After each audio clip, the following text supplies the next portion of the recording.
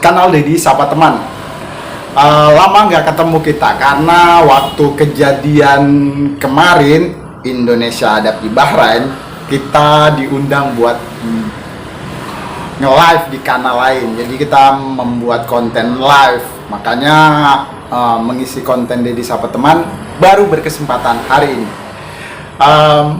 Hitungan jam kita akan mengakhiri ibadah puasa Ramadan kita. Kita begitu sedih, waktu begitu cepat berlalu, dan rasanya baru kemarin kita melakukan aktivitas puasa, tapi 48 jam lagi puasa kita akan berakhir.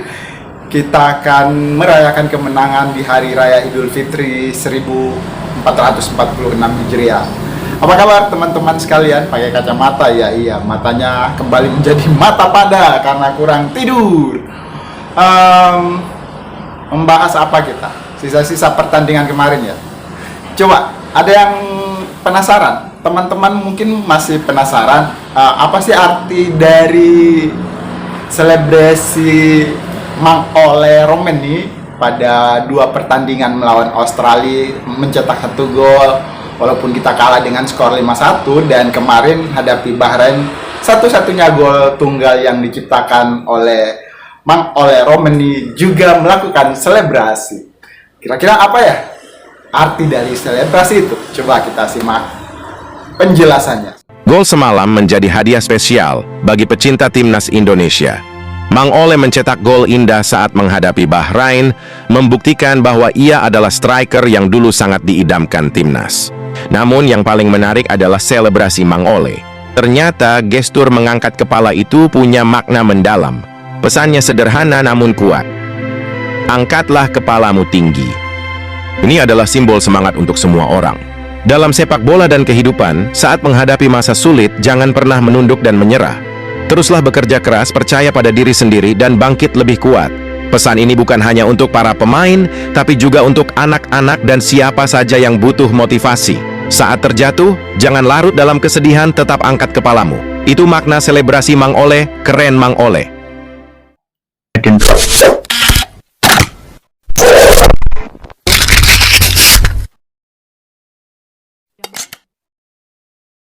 Sepak bola Indonesia dari masa ke masa mengalami pasang surut dan diasuh, dilatih oleh orang-orang yang sudah berpengalaman di sepak bola. Kita melihat siapa saja pelatih-pelatih yang sempat menduduki kursi kepelatihan untuk timnas Indonesia. Coba kita simak dari kanal teman-teman kita. Ini dia.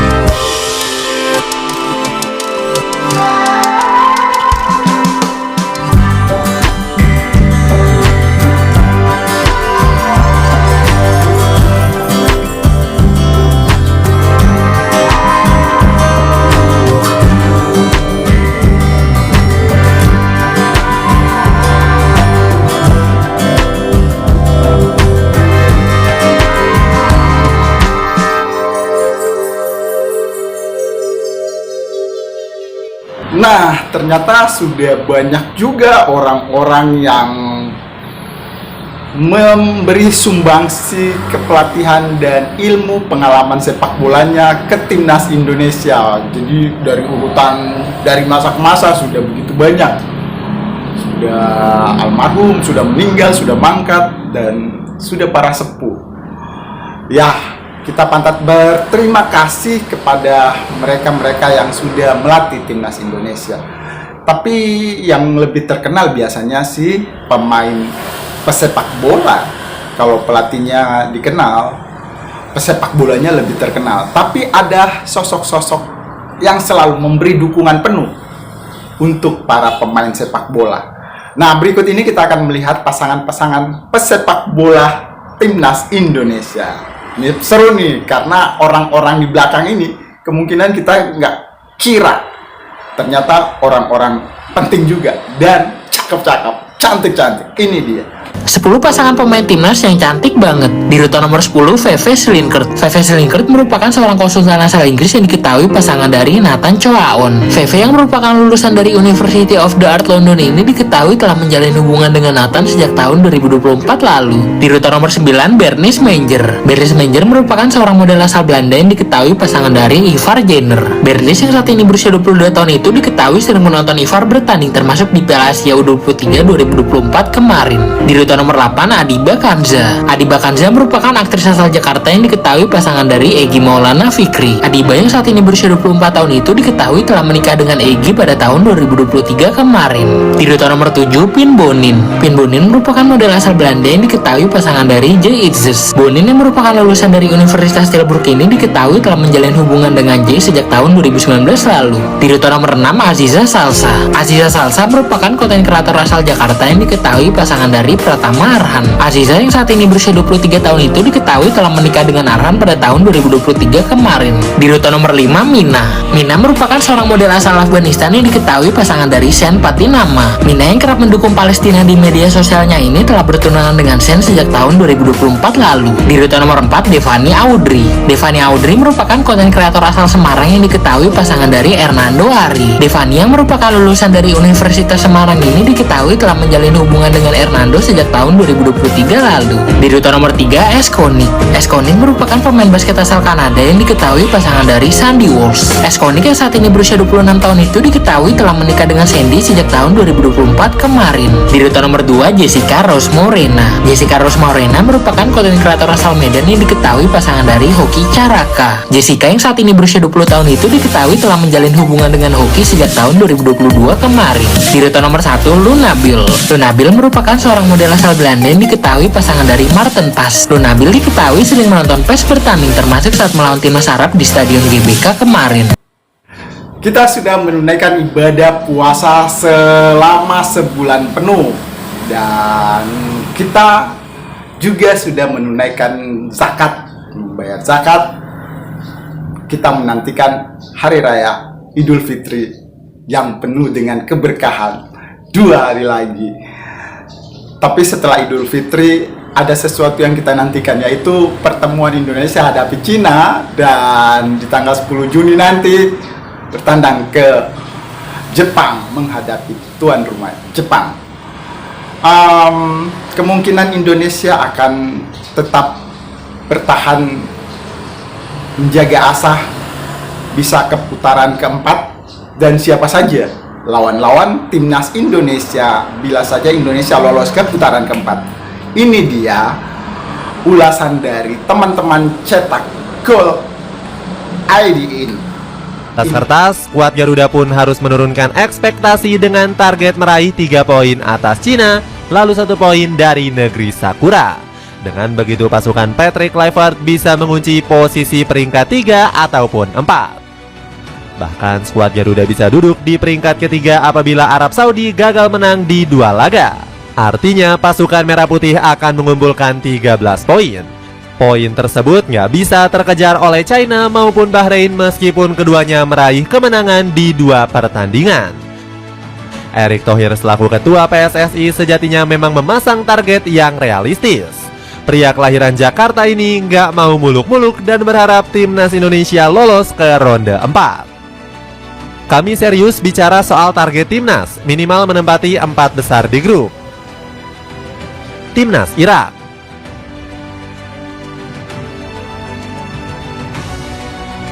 Apabila lolos ke ronde keempat, timnas Indonesia kembali berpeluang menghadapi Irak. Skuad singa Mesopotamia masih tercecer di peringkat 3 grup B dengan raihan 12 poin. Performa Ali Jasim dan kawan-kawan terombang-ambing dalam beberapa laga terakhir. Dari 5 pertandingan yang dilakoni, timnas Irak hanya bisa meraih 1 kemenangan atas Yaman. Kekalahan demi kekalahan yang diderita pun langsung memakan korban. Federasi Sepak Bola Irak atau IFA resmi memberhentikan Jesus Casas dari jabatan sebagai pelatih kepala. IFA beralasan pelatih asal Spanyol ini telah gagal menjalankan tugas dan target yang diberikan. Jesus Casas pun nggak terima dikambing hitamkan oleh pihak federasi. Menurut Casas, keterpurukan yang diraih merupakan tanggung jawab bersama termasuk pemain. Semua orang bertanggung jawab, termasuk staf sampai para pemain, ungkap Casas. Timnas Indonesia pun bisa memanfaatkan kekacauan yang diderita Irak untuk membalaskan dendam. Rizky Ridho dan kolega sempat dipermalukan pasukan hijau putih di ronde kedua. Nggak tanggung-tanggung, timnas Indonesia dibabat habis dalam 2 pertemuan sekaligus. Salah satunya adalah kekalahan memalukan 0-2 saat bermain di Gelora Bung Karno. Saat itu, tim besutan Sintayong nggak kuasa menahan gempuran habis-habisan dari Irak. Jordi Amat bahkan melakukan blunder fatal sampai harus diganjar kartu merah. Selain itu, Hernando Ari juga terlalu berani memainkan bola di kotak penalti. Sontak kesalahan fatal kiper 23 tahun ini langsung dihukum Ali Jasim yang mencetak gol kedua. Timnas Yordania. Masih dari grup B, timnas Indonesia juga berpeluang bentrok dengan timnas Yordania. Berbeda dengan Irak, Yordania sebenarnya masih bertengger di peringkat kedua dengan perolehan 13 poin. Namun negara asal Timur Tengah ini berpotensi disalip timnas Irak apabila gagal menang di 2 laga ke depan. Namun kans Yordania terbang ke Amerika Serikat sangatlah besar. Sebab skuad The Silver Rus diperkuat pemain yang tengah naik daun. Yazan Al-Naimat dan Musa Tamari bahkan sempat disorot oleh FIFA berkat performa apiknya bersama Yordania. Namun publik negeri para ksatria nggak boleh terlarut-larut dalam euforia. Pasalnya timnas Yordania bakal menjalani 2 pertandingan berat di sisa ronde ketiga kontra Oman dan Irak. Apabila kalah dalam 2 laga terakhir, posisi Yordania dipastikan akan turun ke peringkat 4. Sayangnya Oman dan Irak juga harus menyapu bersih sisa laga dengan kemenangan. Dengan begitu, Irak akan mengoleksi 18 poin dan Oman akan mengoleksi 16 poin. Artinya skenario tersebut memungkinkan The Hashemite Kingdom bertemu timnas Indonesia di ronde keempat. Dapatkan paket celana pendek pria, kamu bisa dapetin 4 celana dengan kisaran 52 ribuan aja. Cek linknya di bawah ini. Timnas Korea Selatan.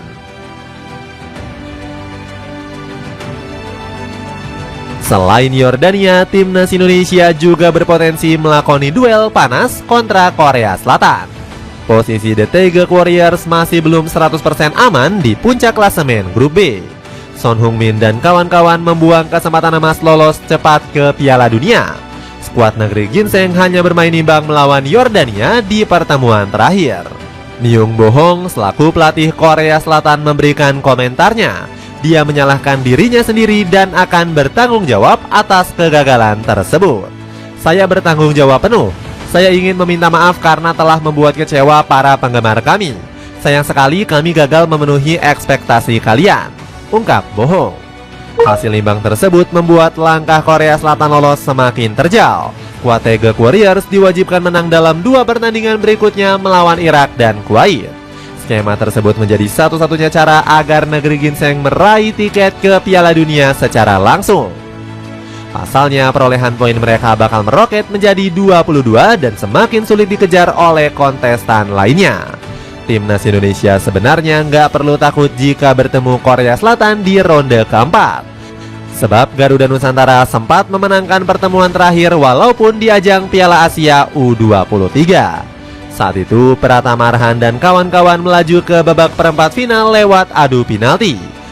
Hasil ini bahkan mengakhiri catatan buruk Indonesia yang selalu kalah dari negeri ginseng dalam 7 pertandingan.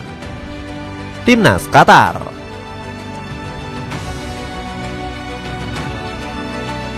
Calon lawan terakhir Indonesia masih dari negara Teluk Arab yakni Qatar. Berbeda dengan negara sebelumnya yang masih berpeluang lolos otomatis, skuad Al-Anabi dipastikan akan bermain di ronde 4. Qatar sulit mengejar perolehan poin dari Uzbekistan yang berada di peringkat kedua grup A. Sekalipun menang di 2 laga, skuad Al-Anabi hanya memperoleh 16 poin. Poin tersebut nggak cukup mengejar Uzbekistan yang memperoleh 17 angka.